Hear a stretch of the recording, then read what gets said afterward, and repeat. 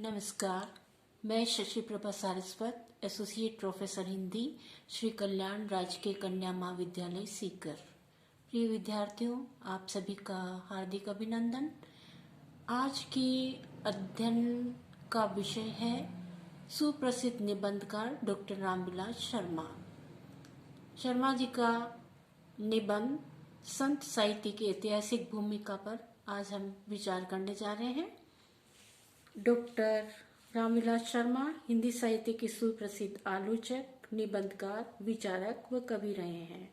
उनका साहित्यिक जीवन सन 1933 से शुरू हुआ, जब वे निराला जी के संपर्क में आए। 1934 में उन्होंने निराला जी पर एक आलोचनात्मक लेख भी लिखा। उसके बाद वे निरंतर सृजन करते रहे। शुक्ल जी के बाद डॉक्टर रामविलास शर्मा एक ऐसे आलोचक के रूप में स्थापित हुए जो भाषा, साहित्य और समाज को एक साथ रखकर मूल्यांकन करते हैं। उनकी आलोचना प्रक्रिया में केवल साहित्य नहीं होता, बल्कि वे समाज, अर्थ, राजनीति और इतिहास को एक साथ लेकर साहित्य का मूल्यांकन करते हैं। इतिहास की समस्याओं से जूझना मानो उनकी पहली प्रतिज्ञा रही है। डॉक्टर रामविलास शर्मा हिंदी साहित्य में एक सशक्त आलोचक व निबंधकार के रूप में ख्याति प्राप्त रहे हैं। भारत में संत साहित्य का उदय। भारत में ब्रिटिश शासन की स्थापना से पूर्व यहाँ संत साहित्य की जो देशव्यापी धारा प्रभावित थी, उसे संत साहित्य के नाम से जाना जाता है। इस धारा के स्रोत न तो राज दरबार थे और न ही मंदिर और मस्जिद। इस धारा का स्रोत तो भारतीय जनमानस का उदय था, हृदय था, मन था। शताब्दियों से देश में वर्णाश्रम धर्म, सामंती शासन की चट्टानों के नीचे भक्ति की जो धारा घूमड़ रही थी, वह मध्यकाल तक आते आते हठात फूट पड़ी। भक्ति की यह धारा कश्मीर से लेकर कन्याकुमारी तक और बंगाल से लेकर गुजरात तक अनवरत रूप से प्रवाहित होती रही, जिसने अपनी भक्ति की धारा से संपूर्ण देश को सींचा था। भारत में इतने बड़े पैमाने पर जिस भक्ति व संत साहित्य की धारा का प्रभाव हुआ, उतना मानव इतिहास के काल में किसी देश में साहित्यिक धारा का प्रसार नहीं हुआ था। संत साहित्य के भेद तथा उपभेद। जन साहित्य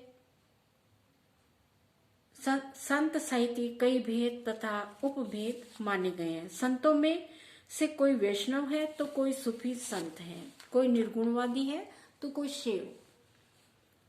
इन भेद उपभेदों के होते हुए भी सभी संतों में एक तत्व की समानता है, वह है प्रेम तत्व।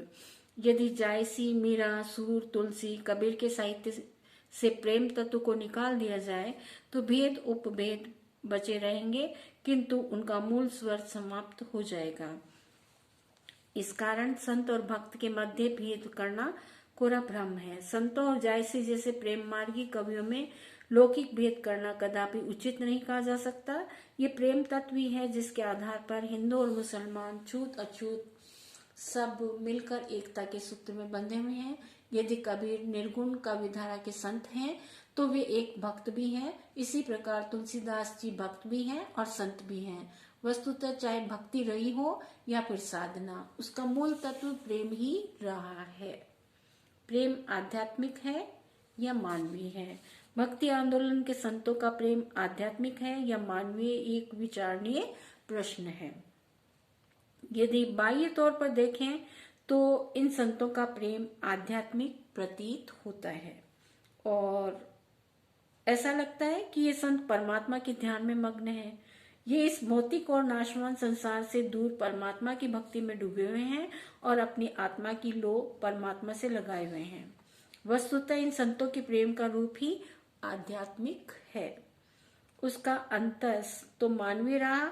वास्तव में इन संतों ने परमात्मा की भक्ति की, किंतु उस प्रेम के पीछे उनका उद्देश्य मानव कल्याण का भाव ही रहा है।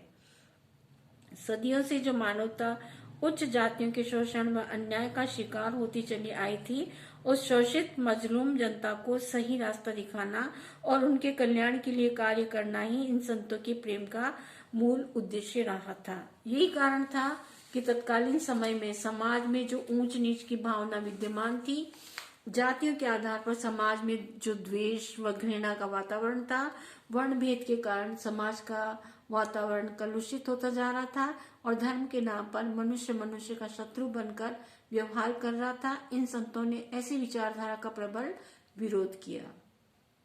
वस्तुतः ये संत समतावादी समाज के प्रबल समर्थक थे। एक ऐसा समाज जिसमें धर्म, जाति, वर्ण इत्यादि के आधार पर कोई भेद न हो और मनुष्य को मनुष्य होने के नाते समस्त अधिकार प्राप्त हो और प्रत्येक को ईश्वर की भक्ति करने का समान अधिकार हो।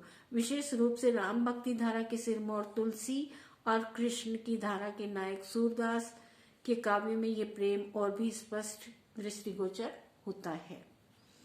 संसार सत्य है या मिथ्या है? भक्तिकालीन संतों के लिए ये संसार सत्य है या मिथ्या, ये एक विचारणीय प्रश्न बना रहा। सूर, तुलसी, मीरा और अन्य भक्त संतों द्वारा अगणित पद लिखे गए थे।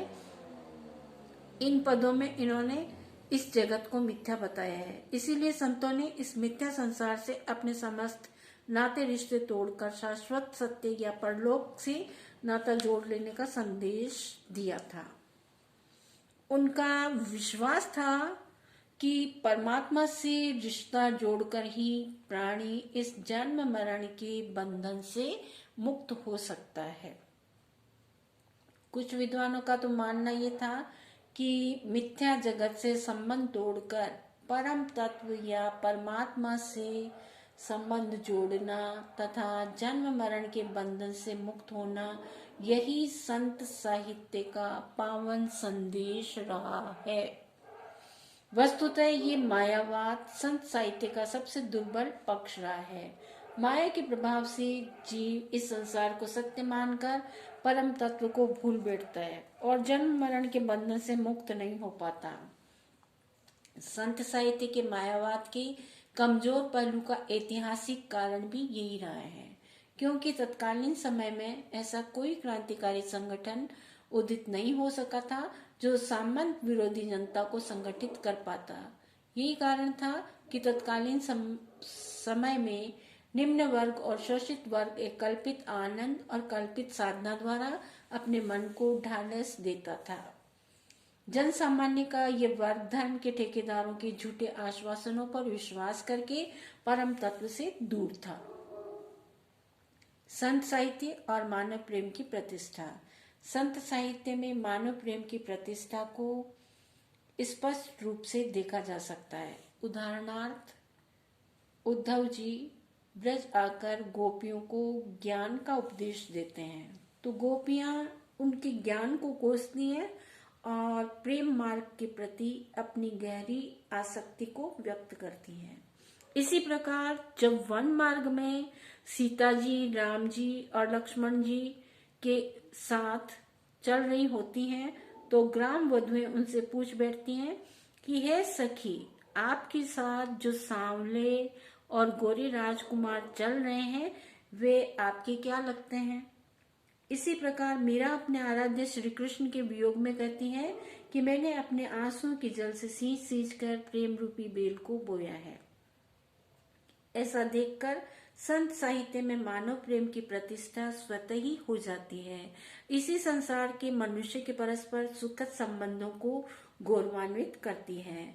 इन संतों के लिए मानव कल्याण से बड़ा कुछ भी नहीं रहा है। यही कारण है कि उन्होंने मानव को अपने प्रेम के केंद्र में रखकर उसके लिए लोक कल्याण की कामना की है। मध्यकाल में भक्ति आंदोलन के दौरान संत साहित्य की जो प्रबल धारा प्रवाहित हुई थी उसने समाज के ऐसे स्तरों को जगाया जो सवर्णों के अन्याय व शोषण के शिकार थे, जो सामंतों व उच्च जातियों के द्वारा सताए गए थे, जिनके लिए सवर्णों ने मोक्ष के और मंदिरों के द्वार बंद कर दिए थे। यही नहीं, ये लोग मनुष्य होकर भी पशु तुल्य जीवन व्यतीत कर रहे थे।